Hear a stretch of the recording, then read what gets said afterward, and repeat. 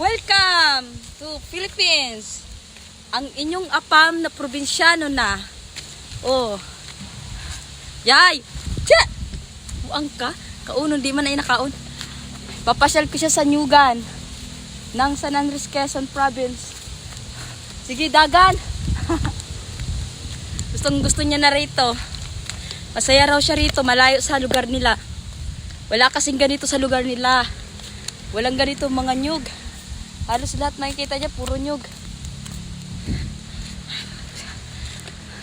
Nung bata ako, trabaho ko dito, magkukupra, mag-uuling. Ngayon, nung napunta ako sa syudad, nagpatuloy ko yung pag-aaral ko doon. Kasi nakapag-college ako.